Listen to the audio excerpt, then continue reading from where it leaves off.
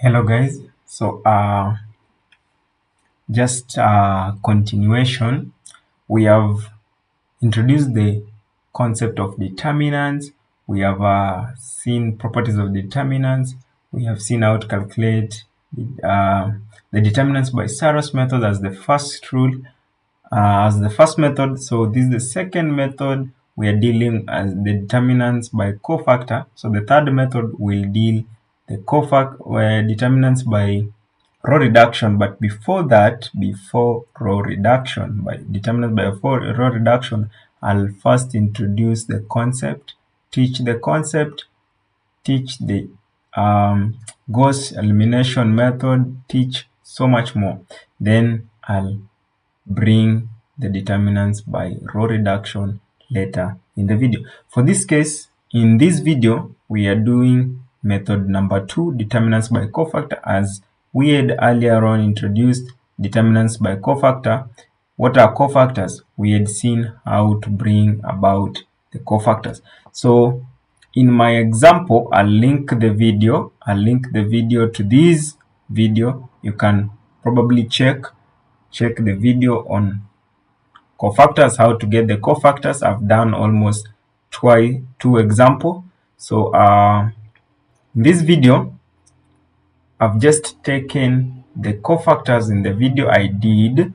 So I took the matrix, that is the matrix A. As you can see, this matrix and its cofactor, it's this. I've clearly explained how we get these in my video. I'll link that to this. So once we have the cofactor of matrix A, we can say the determinant, I'll say the determinant of A is the same as, I'll pick any row or pick any column, okay? Any row or any column. Then I'll expand along any row or any column, but keep in mind you're expanding along only one column. So I'll say, I'll take, for example, for this case, I'll use this row. So I'll expand along row 1. Okay. So I'll say my determinant is the element in row 1, the first element, -5, multiplied by its cofactor. Okay, sorry, we have done wrong. So I'll say I'm not expanding along this cofactor, okay? So I'm expanding along. So I'm told expand along row 1 for the original matrix, okay? Not the transpose matrix. So for the original matrix, not these, sorry, shouldn't indicate that. So shouldn't be this matrix. So it's supposed to be along this original matrix, along this row 1. And what we will see if we expand along the first row and expand along any row or along any column, we should get the determinant to be similar. So we'll say I'll take the first element 1 multiplied by, there's a dot product of -5. So the element multiplied by its cofactor, then I'll take that and add to the second element, that is 2 multiplied by its cofactor, adds 2. Okay, so from there, and again we add that to -2 multiplied by its cofactor, -8. The total we add. So we'll get a -5 plus 4 minus, okay, this multiplied by this should be plus, so plus 16. Okay, so once we get that, we'll get 20 minus 5, we should get 15. Okay, what was our answer that we calculated? Was 15, right? So I'm told my determinant of A is 15. So the determinant, this is determinants by cofactor. Once we get the cofactor, multiply the cofactor and the element, we get the determinant. So we have expanded along row 1. So let's expand along column 1. So expanding along column 1, so let's expand along column 1. So if we expand along column 1, we'll get, what are the elements? 1, -2, and 0. Multiply that with its respect, with the respective of its cofactors. So I'll say 1 multiplied by -5 and I'll add those. So I'll get the determinant of A is 1 multiplied by -5 and I'll add that to -2 multiplied by its corresponding, so it's -10, and I'll add that to a 0 multiplied by -10, as you can see there. So if we add that, we'll get -5 plus, that's 20, and plus 0. As you can see again, we'll get 15. So as you can see, the determinant again is 15.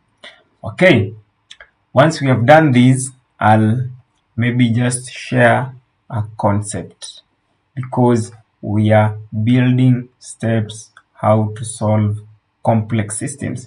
So I'll share a concept to make work easy. So if I'm told once we'll be dealing with the eigenvalues, so if we are trying to get the determinant of a complex system, say we are trying to get the eigenvalues, we'll have to expand, okay? Expand along a certain row or a certain column. But the trick is here. So we'll say, for easiness, for less work, check in the original matrix the column or the row. Check for the column or the row that has maximum number of zeros. Okay? Check for the column that has maximum numbers of 0. For this case, it's either 0 or is either column 1 or row 3. Yeah, it's either column 1 or row 3. So I'll choose to expand along along row 3. So I'll expand along row 3. So I'll expand along row 3.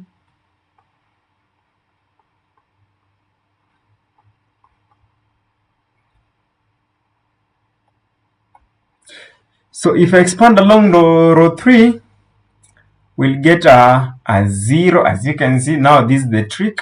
So it's 0 multiplied by its corresponding. So it's -10. So it's the determinant. I'll get the determinant of A as 0 multiplied by -10. As you can see, it eases the workload. So if I'm operating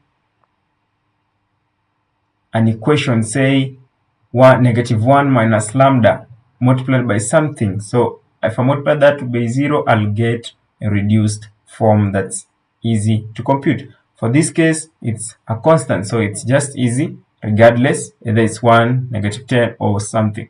So as you can see, we are preparing our minds. We are preparing our minds for complex systems. So these are just small concepts we should integrate. So I'll add that to 4 multiplied by its corresponding cofactor. What's its corresponding cofactor? It's 6. Okay. And I should add that to this is 1 multiplied by 7. So it should be 7. Okay. So I should get, for this case, if I expand along row 3, I'll get, this is 0, and This should be 24 plus 7. I should get 31. Sorry, why is it not coming? Should be the same answer. If I expand along row 3, I'll take that, that. So simply it is 8, 7, 15. So this should be 2. Okay, this should be 2.